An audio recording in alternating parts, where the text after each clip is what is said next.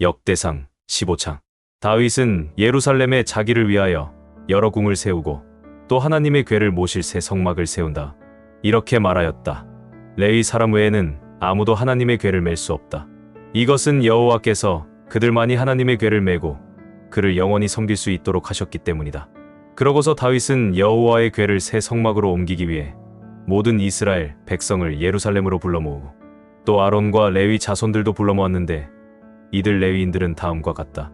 고앗 자손 중에서 족장 우리엘과 그의 친척 120명, 므라리 자손 중에서 족장 아사야와 그의 친척 220명, 게르손 자손 중에서 족장 요엘과 그의 친척 130명, 엘리사반 자손 중에서 족장 스마야와 그의 친척 200명, 헤브론 자손 중에서 족장 엘리엘과 그의 친척 80명, 그리고 우시엘 자손 중에서 족장 암미나답과 그의 친척 112명이었다.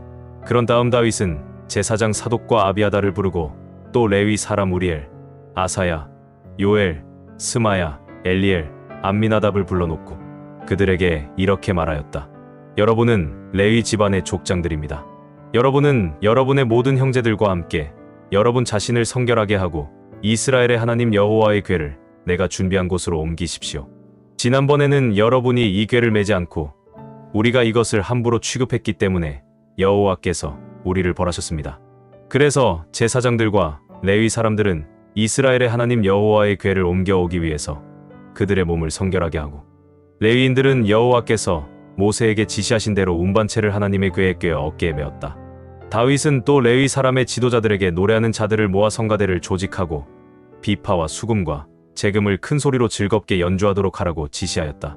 그래서 레위 사람들은 성가대 중심 구성원으로 요엘의 아들 헤만, 베레야의 아들 아삽, 므라리 자손인 구사야의 아들 에단을 세웠다.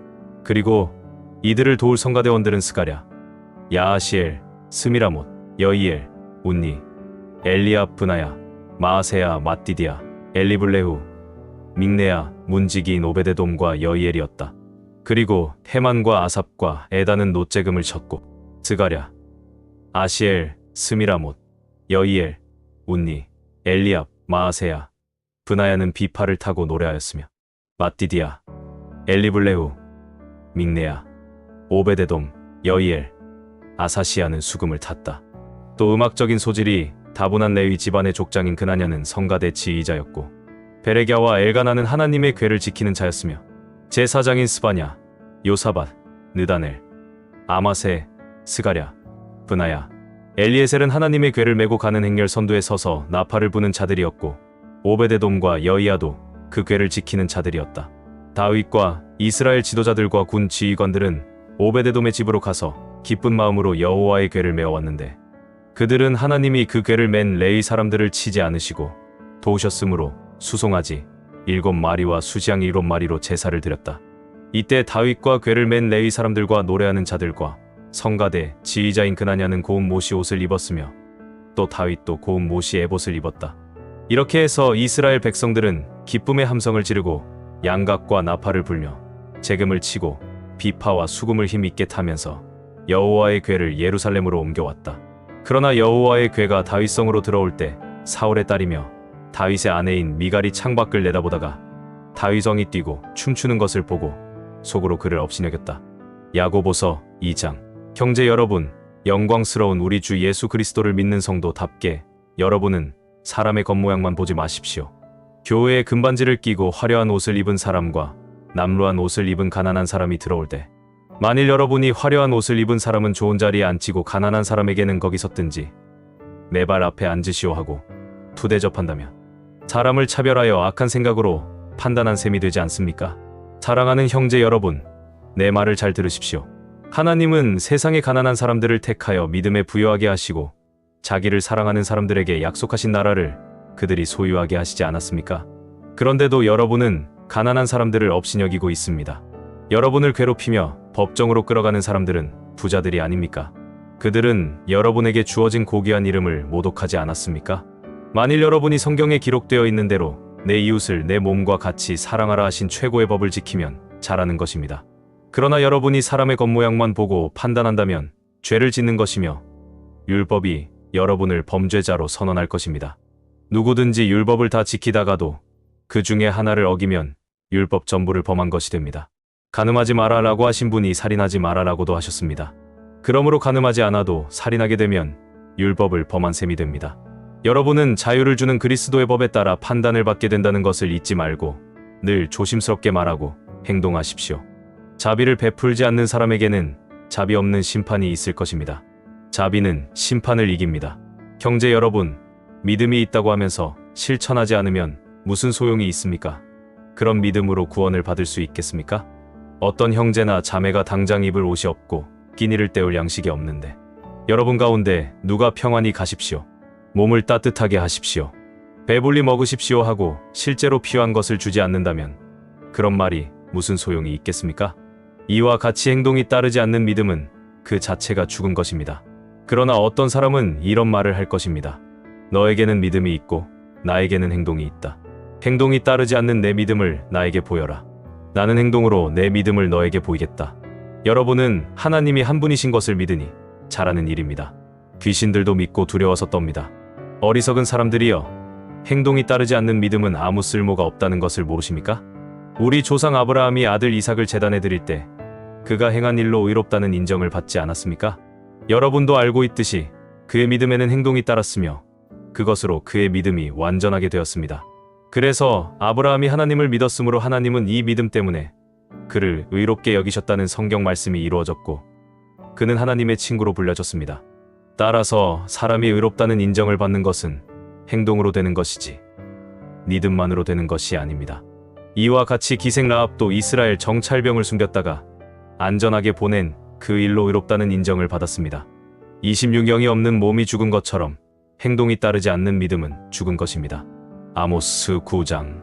나는 주께서 단 곁에 서 계신 것을 보았는데 그가 이렇게 말씀하셨다. 성전에 기둥머리를 쳐서 문지방이 흔들리게 하여 기둥과 지붕이 사람들의 머리에 무너져 내리게 하. 남은 자들을 내가 칼로 죽이겠다. 하나도 도망하거나 피하지 못할 것이다. 그들이 지하의 깊숙한 곳으로 파고 들어가도 내가 거기까지 가서 그들을 끄집어낼 것이며 그들이 하늘로 올라가도 내가 그들을 거기서 끌어내릴 것이요. 그들이 갈멜산 꼭대기에 숨어도 내가 그들을 찾아낼 것이다. 그들이 내 눈을 피하여 바다 밑에 숨을지라도 내가 거기서 바다뱀에게 명령하여 그들을 물게 할 것이며 그들이 원수들에게 사로잡혀가도 내가 거기서 명령을 내려 그들을 칼날에 죽게 하겠다. 내가 항상 그들을 주시하며 그들에게 화를 내리고 복을 내리지 않을 것이다. 전능하신 주 여호와는 땅을 만져 녹게 하시고 거기 사는 모든 자를 슬피 통곡하게 하시며 온 땅을 나일강처럼 솟아오르게 하였다가 다시 낮아지게 하시는 분이시며 자기 집의 높은 층은 하늘에 두시고 그 기초는 땅에 세우시며 바닷물을 불러 모아 지면에 쏟으시는 분이시니 그의 이름은 여호와이시다. 여호와께서 말씀하신다. 이스라엘 백성들아, 너희는 나에게 에티오피아 사람들과 마찬가지가 아니냐? 내가 너희를 이집트에서 인도해낸 것처럼 블레셋 사람을 크레테에서 시리아 사람을 길에서 인도해내지 않았느냐? 나 주 여호와가 범죄한 이스라엘을 주시하였다가 지상에서 없애 버릴 것이다. 그러나 내가 야곱의 후손들을 완전히 멸망시키지는 않을 것이다. 내가 명령하여 모든 민족 가운데서 이스라엘 백성을 체질하듯이 흔들게 할 것이나 한 알갱이도 땅에 떨어지지 않을 것이다. 그러나 내 백성 가운데서 재난이 우리를 덮치거나 우리에게 미치지 않을 것이다 하고 말하는 모든 죄인들은 칼날의 죽음을 당할 것이다. 그날에 내가 무너진 다윗의 집을 다시 일으키고 부서진 곳을 수리하며 허물어진 곳은 다시 세워서 옛날처럼 되게 하여 이스라엘 백성에게 에돔의 남은 땅과 내 이름을 부르는 모든 나라를 소유하게 하겠다. 이것은 이 일을 행하실 여호와의 말씀이다. 여호와께서 말씀하신다. 곡식을 베기가 무섭게 씨를 뿌리며 포도주를 만들기가 무섭게 포도가 자라고 산과 산언덕에서는 달콤한 포도주가 뚝뚝 떨어지는 때가 올 것이다. 내가 내 백성 이스라엘을 원상태로 회복시키겠다. 그들은 폐허가 된 성을 재건하고 거기에 살 것이며 포도원을 가꾸고 그 포도주를 마시며 과수원을 만들고 그 과일을 먹을 것이다. 내가 그들을 내가 준 땅에 심겠다. 그들이 다시는 그 땅에서 뽑히지 않을 것이다. 이것은 너희 하나님 여호와의 말씀이다. 누가복음 4장. 예수님은 성령이 충만하여 요단강에서 돌아오셨다. 그리고 성령님의 인도로 광야에 나가 40일 동안 마귀에게 시험을 받으셨다. 예수님은 그동안 아무것도 잡수시지 않아서 그 기간이 끝났을 때는 몹시 시장하셨다. 바로 그때 마귀가 예수님께 말하였다. 내가 하나님의 아들이라면 이 돌을 빵이 되게 하라. 그러나 예수님은 마귀에게 이렇게 말씀하셨다. 성경에는 사람이 빵으로만 살아서는 안 된다. 라고 쓰여 있다. 그러자 마귀는 예수님을 높은 곳으로 데려가 잠깐 사이에 세상의 모든 나라를 보여주면서 말하였다. 내가 이 모든 나라의 권세와 영광을 너에게 주겠다. 이것은 나에게 주어진 것이므로 내가 주고 싶은 사람에게 줄 수 있는 것이다. 그러므로 내가 나에게 절하면 이 모든 것이 내 것이 될 것이다. 그때 예수님이 말씀하셨다. 성경에는 주 너의 하나님을 경배하고 그분만을 섬겨라고 쓰여 있다. 또다시 마귀는 예수님을 예루살렘으로 데리고 가서 성전 꼭대기에 세우고 이렇게 말하였다. 내가 하나님의 아들이라면 여기서 뛰어내려 보아라. 성경에는 하나님이 천사들에게 명령하여 너를 지키게 하실 것이니 천사들이 손으로 너를 붙들어 내 발이 돌에 부딪히지 않게 할 것이다. 라고 쓰여 있다. 그래서 예수님은 마귀에게 성경에는 주 너의 하나님을 시험하지 말라. 고 기록되어 있다 하고 대답하셨다. 마귀는 이 모든 시험을 다 한 후에 적절한 시기가 올 때까지 잠시 예수님을 떠나갔다. 예수님이 성령님의 능력을 받아 갈릴리로 돌아오시자 이 소문이 사방에 퍼졌다. 예수님은 여러 회당에서 가르치시며 모든 사람에게 영광을 받으셨다. 예수님은 자라나신 고향 나사렛으로 가셔서 전에 하시던 대로 안식일에 회당에 들어가셨다. 그리고 성경을 읽으려고 일어나서 이사야의 예언서를 받아 이렇게 쓰인 곳을 찾아 읽으셨다. 주께서 나를 성령으로 충만하게 하셨으니 가난한 사람에게 기쁜 소식을 전하게 하시려고 나를 택하여 보내셨다. 그가 나를 보내신 것은 마음 상한 자를 고치고 포로에게 자유를 선포하며 눈먼 사람을 다시 보게 하고 짓눌린 사람을 풀어주며 주께서 은혜 베푸실 때를 전파하도록 하기 위해서이다. 예수님이 그 책을 덮어 회당 직원에게 되돌려주고 앉으시자 그곳에 모였던 사람들의 눈길이 다 예수님에게로 쏠렸다. 그때 예수님은 그들에게 이제 읽은 성경 말씀이 오늘날 너희에게 이루어졌다 하고 말씀하셨다. 그러자 모두 예수님에 대하여 감탄하고 그 은혜스러운 말씀에 놀라면서 이 사람은 요셉의 아들이 아니냐 하고 수군거렸다. 그래서 예수님이 그들에게 이렇게 말씀하셨다. 너희는 틀림없이 의사야.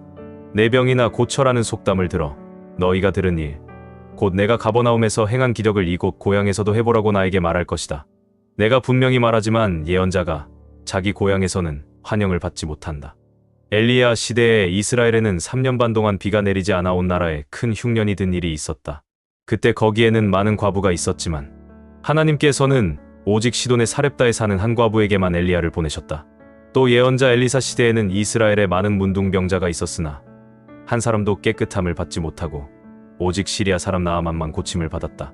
회당에 있던 모든 사람들이 이 말을 듣고 분개하여 일어나 예수님을 산 위에 세워진 그 마을 밖 벼랑까지 끌고 가서 던져버리려고 하였다. 그러나 예수님은 의연하게 그들 가운데로 지나서 가버리셨다. 예수님이 갈릴리 가버나움으로 내려가 안식일에 회당에서 권위 있는 말씀으로 가르치시자 사람들은 모두 놀랐다. 마침 그 회당에 더러운 귀신 들린 사람 하나가 있었다. 그가 크게 소리를 지르며 나사렛 예수님, 우리가 당신과 무슨 상관이 있습니까? 우리를 없애려고 오셨습니까? 나는 당신이 하나님의 거룩한 아들임을 압니다 하고 외쳤다. 예수님이 그를 꾸짖으며 떠들지 말고 그 사람에게서 나오너라 하시자 귀신이 사람들 앞에 그를 내동댕이 치고 나가버렸다. 그러나 그에게 상처는 입히지 않았다. 사람들이 이 광경을 보고 모두 놀라 이게 도대체 어떻게 된 일이냐? 권위와 능력으로 명령하니 귀신들이 당장 쫓겨나가는군 하며 수군거렸다. 그래서 예수님의 소문이 그 일대에 널리 퍼졌다. 예수님은 회당을 떠나 시몬의 집으로 가셨다. 그때 시몬의 장모가 심한 열병을 앓고 있었기 때문에 사람들은 그녀를 고쳐달라고 예수님께 간청하였다. 예수님이 여자를 굽어보시며 열병을 꾸짖으시자 곧 열이 내리고 시몬의 장모는 즉시 일어나 예수님의 일행에게 시중을 들었다. 해질 무렵에 사람들이 온갖 병자들을 데리고 오자 예수님은 그들에게 일일이 손을 얹어 고쳐주셨다. 그리고 귀신들도 당신은 하나님의 아들이십니다 하고 외치며 많은 사람에게서 떠나갔다. 이렇게 귀신들도 예수님이 그리스도라는 것을 알고 있었기 때문에 예수님은 그들을 꾸짖으며 귀신들이 말하는 것을 허락하지 않으셨다. 날이 밝자 예수님은 마을을 떠나 외딴 곳으로 가셨다. 한편 사람들은 예수님을 찾다가 만나자 자기들에게서 떠나지 못하게 하려고 하였다. 그러나 예수님은 그들에게 나는 다른 여러 마을에도 하나님 나라의 기쁜 소식을 전해야 한다. 하나님께서는 이 일을 위해 나를 보내셨다 하고 말씀하셨다. 그러고서 예수님은 계속 유대 여러 회당에서 전도하셨다.